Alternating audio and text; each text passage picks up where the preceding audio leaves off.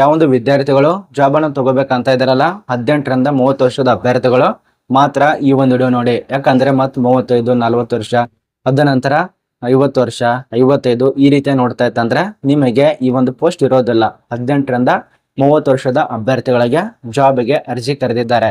ಮತ್ತು ಕೊನೆ ತನಕ ನೋಡಿ, ಸುಮ್ಮನೆ ನಿಮ್ ಟೈಮ್ ವೇಸ್ಟ್ ಮಾಡ್ಕೋಬೇಡಿ.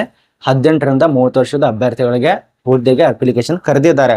ಅರ್ಜಿ ಸಲ್ಲಿಸಿದ್ರೆ 30,000 ತನಕ ಸ್ಯಾಲ್ರಿ ಕೊಡ್ತಾರೆ. ಇಲ್ಲಿ ನೋಡಿ 30,000 ತನಕ ಸ್ಯಾಲ್ರಿ ಇರತ್ತೆ. ಅದೇ ರೀತಿಯಾಗಿ ಅಪ್ಲಿಕೇಶನ್ ಸ್ಟಾರ್ಟ್ ಆಗಿರೋದು 20/3/2026 ಇದೇ ತಿಂಗಳಿನಲ್ಲಿ 20ನೇ ತಾರೀಖದಂದೇ ಅತಿ ಹೆಚ್ಚುಗಳು ನೇಮಕಾತಿಗಳು ಆಗ್ತಾ ಇರುವಂತದ್ದು. ಇಲ್ಲಿ ನೋಡಿ, ನಾನು ಯಾಕೆ 18ರಿಂದ 30 ವರ್ಷ ಹೇಳಿದೆ ಅಂದ್ರೆ ನೋಡಿ, ಪಾಪ ಕಣ್ಣ ಬಿಡಿಸ್ಕೊಂಡು 36 ವರ್ಷದವರು, 37 ವರ್ಷದವರು, 40 ವರ್ಷದವರು, 45, ಅದೇ ರೀತಿ 55 ವರ್ಷದವರು, ಮಾಜಿ ಸೈನಿಕರು ತುಂಬಾ ಜನ ನೋಡ್ತಾ ಇರ್ತಾರ. ಸುಮ್ನೆ ಕೊನೆ ತನಕ ಹೋಗಿ ನಿಮ್ಗೆ ಸುಮ್ನೆ ಟೈಮ್ ವೇಸ್ಟ್ ಆಗ್ಬಾರ್ದು. ಆದ ಕಾರಣ ಯಾರಿಗಿದೆ ಹೆಂಗಿದೆ ನಾನು ಮುಂಚಿತವಾಗಿನೇ ತಿಳಿಸ್ಕೊಡ್ತೇನೆ ನಿಮ್ಮ ಮೇಲೆ. ಯಾರು ನೋಡ್ಬೇಕು ಯಾರು ನೋಡಬಾರ್ದು. ಯಾಕಂದ್ರೆ ನಿಮಗೂ ಕೂಡ ಟೈಮ್ ವೇಸ್ಟ್ ಆಗೋದಿಲ್ಲ. ಮತ್ತೆ ವಿಡಿಯೋ ನೋಡೋರ್ಗಾದ್ರೂ ಗೊತ್ತಾಗತ್ತೆ, ಇವ್ರಿಗಿದೆ ಅಂದ್ರೆ ನೋಡೋದಕ್ಕೆ ಅನುಕೂಲ ಆಗತ್ತೆ. ಮುಂಚಿತವಾಗಿ ತಿಳಿಸ್ಕೊಡೋದಕ್ಕೆ ಪ್ರಯತ್ನ ಮಾಡ್ತೇನೆ. ಆದ ಕಾರಣ ನೋಡಿ, 18 ವರ್ಷದಿಂದ 30 ವರ್ಷದ ಅಭ್ಯರ್ಥಿಗೆ ಇಲ್ಲಿ ಖಾಲಿರೋದು ಲೆಕ್ಕಾಧಿಕಾರಿ ಪೋಸ್ಟ್. ಈ ಒಂದು ಲೆಕ್ಕಾಧಿಕಾರಿ ಪೋಸ್ಟ್ ಬಗ್ಗೆನೇ ಮಾತಾಡೋಣ. ಯಾವುದು ಏನು ಎಂತ ರೂಲ್ಸು ರೆಗ್ಯುಲೇಷನ್. ಬರೇ 3ರಿಂದ 4 ನಿಮಿಷ ಅಷ್ಟೇ ಆಗತ್ತೆ ವಿಡಿಯೋ. ಅದ್ರ ಬಗ್ಗೆ ತುಂಬಾ ಪೇಜ್ ಗಟ್ಟಲೆ ಕೊಟ್ಟಿಲ್ಲ, ಬರೇ 2ರಿಂದ 3 ಪೇಜ್ ಅಷ್ಟೇ ರಿಲೀಸ್ ಆಗಿದೆ. ಇದು ನಮ್ಮ ಒಂದು ಭಾರತದಲ್ಲಿ ಕೆಲಸ ಇರತ್ತೆ, ಎಲ್ಲಿರತ್ತೆ, ಯಾವ ರೀತಿಯಾಗಿರತ್ತೆ ಎಲ್ಲ ಚರ್ಚೆ ಇರತ್ತೆ. ಶೇರ್ ಮಾಡಿ, ಮತ್ತೆ ಯಾರು ಫಾಲೋ ಆಗಿಲ್ಲ ಫಾಲೋ ಮಾಡ್ಕೊಳ್ಳಿ. ನಿಮ್ಮೊಂದು 4 ಜನ ಫ್ರೆಂಡ್ಸ್ಗಳಿಗೆ ಶೇರ್ ಮಾಡಿ, ಗೊತ್ತಾಗತ್ತೆ ಅವರು ಕೂಡ ಯಾರ್ಯಾರು 18ರಿಂದ 30 ವರ್ಷ ಇದ್ದಾರೆ. ನೋಡಿ, ಇಷ್ಟೇ ಇದರಲ್ಲಿ ಮಾಹಿತಿ. ಅಪ್ಲಿಕೇಶನ್ ಹಾಕುವಂತ ನೋಟಿಸ್ಗಳು, ಅದೇ ರೀತಿಯಾಗಿ ಅರ್ಜಿ ಸಲ್ಲಿಸುವಂತ ಇಲ್ಲಿ ಕೊಟ್ಟಿದ್ದಾರೆ. ಇಲ್ಲಿ ನೋಡಿ, ಹಿಂದಿದಲ್ಲಿ ತಿಳಿಸ್ಕೊಟ್ಟಿದ್ದಾರೆ ಅವರು. 20 ಮಾರ್ಚ್ 2026 ಅಪ್ಲಿಕೇಶನ್ ಸ್ಟಾರ್ಟ್ ಆಗಿದೆ. ಅದೇ ರೀತಿಯಾಗಿ 19 ಏಪ್ರಿಲ್ ತನಕ ನೀವು ಅಪ್ಲಿಕೇಶನ್ ಹಾಕ್ಬೋದು ಇದರಲ್ಲಿ. ಅದು ಕೂಡ ನಿಮ್ಗೆ ಗೊತ್ತಾಗ್ಲಿಲ್ಲ ಅಂದ್ರೆ ಇಲ್ಲಿ ನೋಡಿ, 20 ಮಾರ್ಚ್ 2026 19 ಏಪ್ರಿಲ್ 2026 ತನಕ ಅವಕಾಶ ಇರತ್ತೆ. ಯಾವ ರೀತಿಯಾಗಿ ಅವಕಾಶ ಇರುತ್ತೆ, ಇದು ಆಫ್ಲೈನ್ ಇದೆಯಾ ಅಥವಾ ಆನ್ಲೈನ್ ಇದೆಯಾ ಅಂತ ಕೇಳ್ಬೋದು. ಆನ್ಲೈನ್, ಸಂಪೂರ್ಣವಾಗಿ ಆನ್ಲೈನ್. ಯಾವೊಂದು ಸಂಸ್ಥೆ?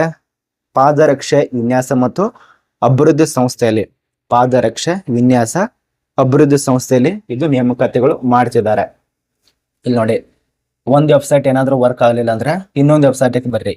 ಈ ಒಂದು ವೆಬ್ಸೈಟ್ ವರ್ಕ್ ಆಗತ್ತೆ. ಅದು ಬಿಜಿ ಇತ್ತಂದ್ರೆ ಅಪ್ಲಿಕೇಶನ್ ಹಾಕೋ ಸಮಯದಲ್ಲಿ ಅದು ಬಿಟ್ಟು ಇದಕ್ಕೆ ಬರ್ರಿ, ಇದಕ್ಕೆ ಬಿಟ್ಟು ಅದಕ್ಕೆ ಹೋಗ್ಬೋದು. ಹೆಂಗಾದ್ರೂ ಒಟ್ಟಾರೆ ಇದು ಅಪ್ಲಿಕೇಶನ್ ಹಾಕುವಂತ ಮಾಹಿತಿ. ಅಥವಾ ನೀವು PDF ಬೇಕಾಗಿತ್ತಂದ್ರೆ ಇಲ್ಲಿ PHP ಇದೆ ನೋಡಿ, PHP ಇದನ್ನ ಡೌನ್ಲೋಡ್ ಮಾಡ್ಕೊಳ್ಳಿ. ಅಥವಾ ನಮ್ಮ ಟೆಲಿಗ್ರಾಮ್ ಗ್ರೂಪ್ದಲ್ಲಿ ಕೊಟ್ಟಿದೆ, ಚೆಕ್ ಮಾಡ್ಕೊಳ್ಳಿ.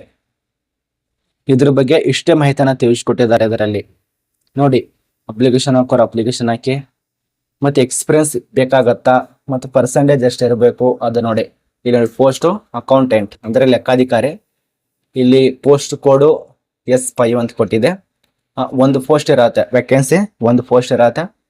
ಜನರಲ್ದವ್ರಿಗೆ ಅವಕಾಶ ಇರತ್ತೆ. ಜನರಲ್ದವ್ರಿಗೆ ಅದು ಕೂಡ ಜನರಲ್ ಅಭ್ಯರ್ಥಿ, 30 ವರ್ಷದ ಅಭ್ಯರ್ಥಿ ಒಳಗಿನವ್ರು ಇರಬೇಕು.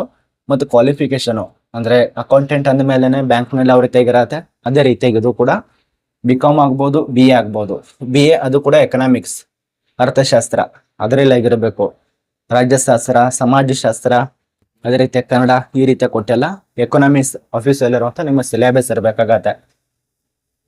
55% ಆಗಿರಬೇಕು. ಅದಕ್ಕೆ ತಕ್ಕಂತ ಇಕ್ವಲ್ ಅಂದ್ರೆ ಏನಾದ್ರೂ ತಸ್ತಮಾನ ಆದ್ರೂ ಕೂಡ ಅಪ್ಲಿಕೇಶನ್ ಹಾಕ್ಬೋದು. ಅದ ನಂತರ ನಿಮ್ಮ ಒಂದು ಎಕ್ಸ್ಪೀರಿಯನ್ಸ್ ಇದರಲ್ಲಿ ಕೇಳಿದ್ದಾರೆ. ಎಕ್ಸ್ಪೀರಿಯನ್ಸ್ ಕೊಟ್ಟಿದ್ದಾರೆ ನೋಡಿ. ಇಷ್ಟೇ ವರ್ಷ ಅಂತ ಯಾವುದೇ ರೀತಿ ಮೆನ್ಷನ್ ಮಾಡಿಲ್ಲ, ಬಟ್ ಇದ್ದವರು ಅಪ್ಲಿಕೇಶನ್ ಹಾಕಿದ್ರೆ ತುಂಬಾ ಒಳ್ಳೆಯದು.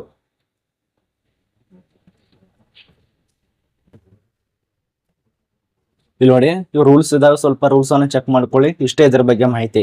ಇನ್ನು ನಾನು ಪಾಯಿಂಟ್ಗಳನ್ನ ಬರ್ದಿರ್ತಾನಲ್ಲ, ಅದೊಂದು ಸ್ವಲ್ಪ ಮಾಹಿತಿಯನ್ನು ಚೆಕ್ ಮಾಡ್ಕೊಳ್ಳಿ. ಉಳಿದಂತ ಪಾಯಿಂಟ್ ತಿಳಿಸ್ಕೊಡ್ತೇನೆ. ಅದು ಇದು ನಿಮಗೆ ಗೊತ್ತೈತಿ. ಒಂದು ಪೋಸ್ಟ್ ಬಗ್ಗೆ ನೋಟಿಸ್ ಆಗಿರೋದ 20ನೇ ತಾರೀಕು. ಇದು ಅರ್ಜಿ ಸಲ್ಲಿಸಿದ್ರೆ ಭಾರತದ ಗುಜರಾತ್ನಲ್ಲಿ ಕೆಲಸ. ಒಂದು ಪೋಸ್ಟ್ FDDI ಅಂತೇಳಿ. ಶುಲ್ಕ ಅಂತ ಇರೋದಿಲ್ಲ, ₹1 ಕೂಡ ನಮಗೆ ತಗೊಳ್ಳೋದಿಲ್ಲ. ಲಿಖಿತ ಪರೀಕ್ಷೆ ಇಟ್ಟಿದ್ದಾರೆ. ಲಿಖಿತ ಪರೀಕ್ಷೆ, ಡಾಕ್ಯುಮೆಂಟ್ಸು, ಸಂದರ್ಶನ. ಈ ರೀತಿಯಾಗಿ ಈ ಒಂದು ಪಾದ ರಕ್ಷೆ ವಿನ್ಯಾಸ ಮತ್ತು ಅಭಿವೃದ್ಧಿ ಸಂಸ್ಥೆಗೆ ಆಯ್ಕೆ ಮಾಡ್ತಾರೆ. ಪಾದರಕ್ಷೆ ಅಭಿವೃದ್ಧಿ ಸಂಸ್ಥೆಗೆ ಸಂಬಂಧಪಟ್ಟಂತೆ ಆಗಿರಬೇಕು. ರೂಲ್ಸ್ ಪ್ರಕಾರ ನಿಯಮಗಳು ಹೊಂದಿರಬೇಕು. ಇಷ್ಟು ಇದರಲ್ಲಿ ಮಾಹಿತಿಯನ್ನು ತಿಳಿಸ್ಕೊಟ್ಟಿದ್ದಾರೆ. ಇದರ ಬಗ್ಗೆ ಏನಾದರೂ ಡೌಟ್ ಇದ್ರೆ ಕಮೆಂಟ್ ಮಾಡಿ.